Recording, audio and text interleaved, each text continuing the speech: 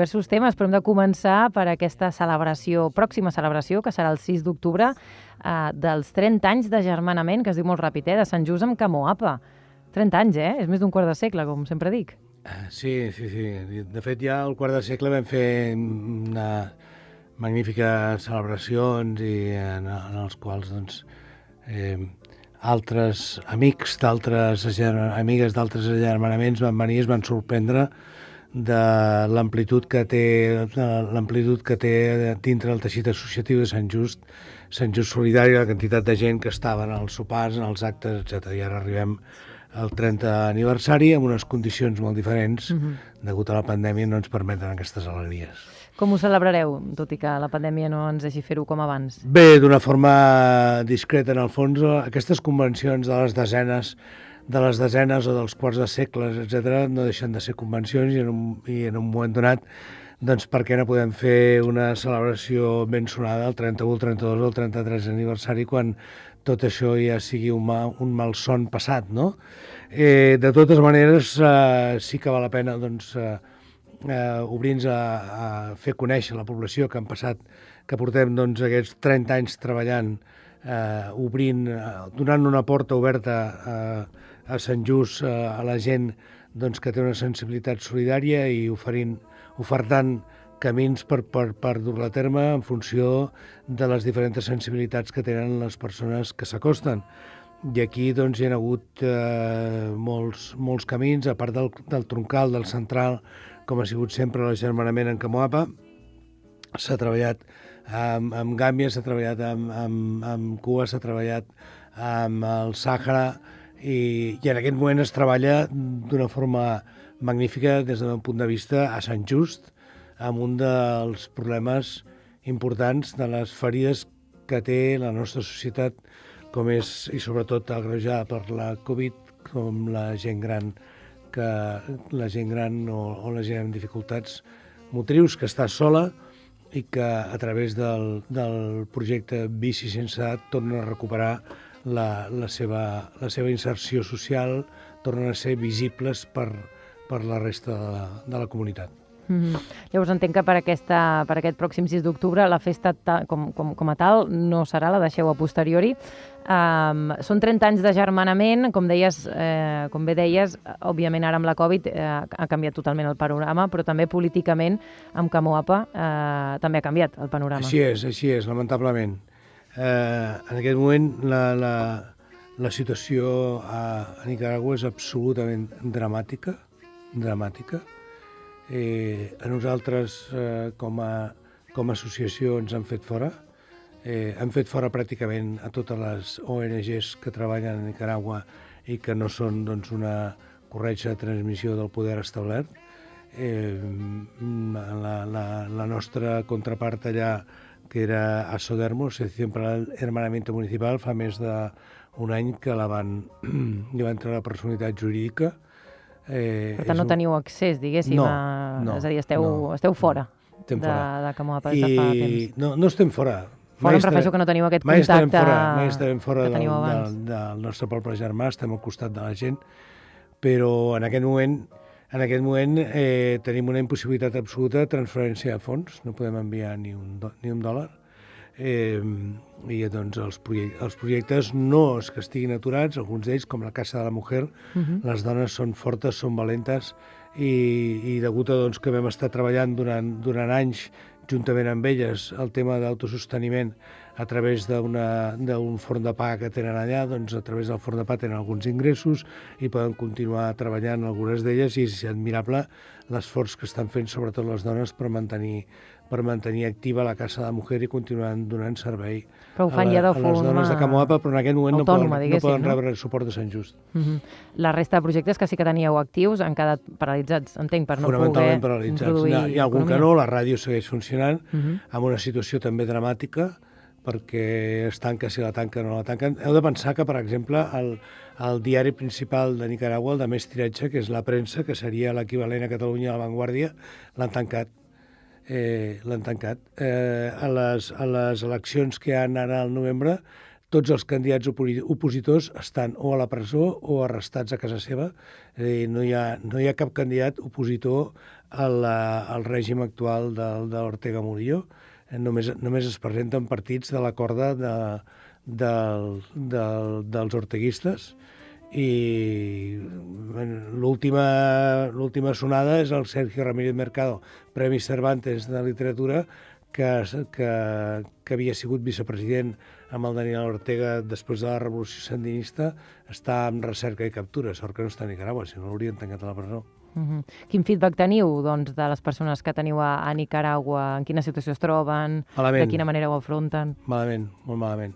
Per donar-vos una dada, per exemple, el nostre col·laborador, l'únic treballador assalariat de Sant Just Solidari, són pràcticament, no, ara no és l'únic, però gairebé l'únic treballador assalariat de Sant Just Solidari és el Ramon Mendoza, el seu germà, que era un periodista molt important, seria el Basté de Nicaragua amb l'aspecte d'esports. El Basté havia sigut periodista esportiu, per això, abans de ser generalista, que està a la presó, està tancat a la presó, i hem passat a l'habeas corpus de 72 hores a 90 dies. I en 90 dies no l'ha pogut veure pràcticament ningú, mitja hora només la seva dona. No hi ha drets, no hi ha cap tipus de drets, ni els més bàsics reconeguts a nivell internacional en aquests moments. No podeu tenir contacte, entenc, tampoc? No. Bueno, amb la nostra gent sí que tenim contacte. És a dir, el WhatsApp funciona, s'ha de tenir discreció perquè està intervingut, no? Però ja ens comuniquem, sí, ens comuniquem. Sobretot hi ha molt contacte amb les dones de la Casa de la Mujer, i amb altres hi ha contactes discrets. I des de Sant Just Solidari, de quina manera, és a dir, quines eines teniu ara davant d'aquest mur gegant que no podeu accedir? És a dir, quines eines teniu ara per seguir, per continuar ajudant, per continuar activant projectes? Imagina't, l'última ONG que ha marxat de Nicaragua és Intermón Oxfam. Imagina't, Intermón Oxfam, amb el que és Intermón Oxfam. És a dir, si Intermón Oxfam no té eines per intervenir, imagina't Sant Just Solidari. Passa que nosaltres estem en una cooperació més de persona a persona, de la cooperació descentralitzada, més petita, però a la vegada més propera. I llavors, doncs, d'alguna forma, fem pràcticament, oficialment, Sant Just Solidari no pot fer cap aportació. Es pot fer recolzament moral, estar amb ells, etc. No? I a nivell personal, doncs, pot haver-hi persones que facin algun tipus d'enllaç o algun tipus d'ajut, però en Sant Just Solidari com a tal no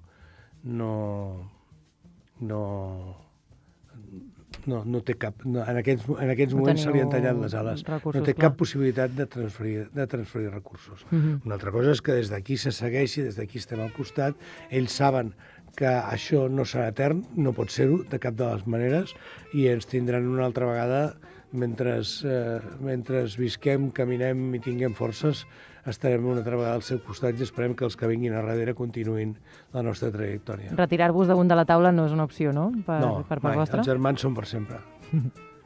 Època complicada, a més sumat també amb la Covid, com dèiem al principi.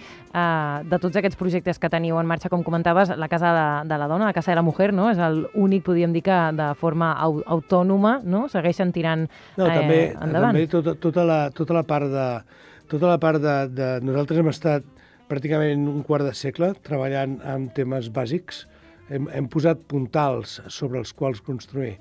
Uns puntals que s'anomenen salut, que s'anomenen educació, que s'anomenen xarxes de comunicació, que s'anomena dones, gènere, i sobre aquests puntals després hem pogut construir. Aquests puntals s'han traduït en projectes molt importants, en els quals nosaltres, la nostra filosofia sempre ha sigut quan marxem i el projecte continua és quan triomfem. Clar. I aquí, doncs, a darrere hi ha l'hospital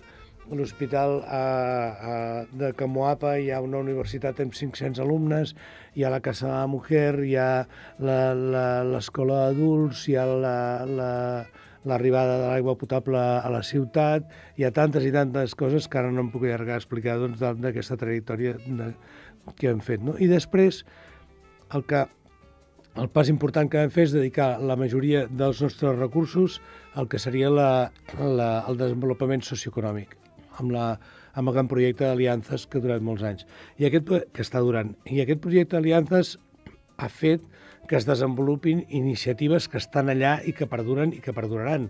Per exemple, una cooperativa nova, que la cooperativa de la Unió, que va néixer a través d'aliances, està allà i està funcionant, i sí que hem pogut fer coses. Per exemple, un terreny que teníem, que havíem comprat una vegada amb un projecte que vam fer de dones i que no va acabar de funcionar, i el teníem allà, l'hem pogut transferir, l'hem pogut fer el canvi de nom i posar-lo el nom de la cooperativa, i allà és on fan la copy del cacau, perquè assessorats pels tècnics, perquè a més s'han produït sinergies molt interessants, és a dir, qui està assessorant els camperols a través del projecte d'aliances en aquest moment són els alumnes que estan fent els treballs de final de carrera, els fan dintre del projecte d'aliances, molts alumnes de la pròpia universitat que en el seu dia es va construir per Sant Just Solidari. I allà se'ls va anar orientant i, per exemple, ells també ja ho volien fer amb el tema del cacau. Els preus del cacau estan pujant internacionalment, és un clima doncs, que va bé i els està funcionant. Doncs això continua. Tots aquests aspectes, tots els aspectes que hem fet a nivell de desenvolupament socioeconòmic, de millora de les capacitats productives, perquè ells puguin millorar la seva qualitat de vida, la seva economia, i en resum, doncs, la seva, ja ho he dit al principi, és el resum, la seva qualitat de vida i les seves possibilitats, això està allà, això continua. I les petites empreses continuen treballant i, per exemple, totes les tècniques que se'ls van ensenyar de copi de farratge pel bestiar, per l'hivern, per l'estiu, allà no és hivern ni estiu, és època seca, època de pluja, típic dels tròpics, no? Doncs a l'època seca acopien farratge, els ha augmentat la producció de llet, els ha augmentat la producció de vedells i això continua, no?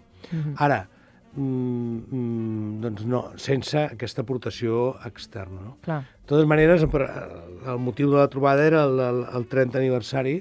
Sí. Aquí volia tornar. Sí, clar, són 30 anys... No, cap problema. Són 30 anys amb molts projectes. Sí. Aquest n'és un, en comentaves també en Bici Sense Edat, és un altre dels quals l'acolliu també aquesta entitat, a Sant Just Solidari. 30 anys dona per moltíssims temes, en el vostre cas, moltíssims projectes. La Casa de la Dona crec que és del 1999 que es va començar a treballar, no? A destinar recursos, diners, esforços... Que van participar-hi en aquell moment Amat Immobiliaris, va ser una de les empreses, vam ser una de les primeres experiències que vam fer amb Amat Immobiliaris de participació del teixit econòmic local en la solidaritat, no? T'anava a preguntar quina valoració em fas d'aquests 30 anys. Bé, jo penso que una valoració absolutament positiva. Jo crec que, i el més important és que hem traçat un camí, no? Algun dia hem d'escriure-ho tot això perquè altres pobles del nord que tinguin aquest sentiment solidari aprenguin dels nostres errors i aprenguin també dels nostres encerts, perquè aquesta vinculació nord-sud per fer una solidaritat descentralitzada en la qual no es generen dependències i en la qual hi ha un compromís personal d'una comunitat respecte a l'altra i les dues comunitats aprenen entre elles doncs, en aquest intercanvi de coneixements, aquest intercanvi d'experiències sota el signe de la solidaritat, pensem que és una guia perquè altres pobles del nord puguin fer el mateix. El que passa que són compromisos de per vida. Quan tu arribes a un lloc com Camoapa i et compromets per sempre, et compromets per la teva existència, et compromets perquè no es pot ser frívol en aquest sentit, no? En aquest moment ja sense voler ofendre ningú, el fet de que viatjar sigui barat, doncs sigui barat, hi ha molta cooperació frívola que el que arregla són les ferides nostres del que veiem allà i ens fa mal de la gent que coneixem. Personals, no? Però no, exacte, però no són construccions de desenvolupament. La cooperació al desenvolupament vol esforç, vol constància, etc. De totes maneres, si em permets, aterrant, a terra. M'agradaria doncs, explicar aquest petit acte que farem el proper 6 d'octubre a la sala cinquantenari a les 7, que és la presentació d'un llibre que es diu Los niños de Babel, a càrrec de l'autor, d'Álvaro Badillo. L'Álvaro Badillo és un enginyer agrònom que treballa a Nacions Unides i és un recorregut pels conflictes del món. Pensem que és molt important caminar per les ferides per les ferides de la humanitat. Un dels últims llibres que he llegit és El hambre, de Martín Caparrós, d'un periodista que va estar anys voltant per tots els llocs del món en els quals es passa gana. Avui, dia 27 de setembre, avui moriran 25.000 persones de gana.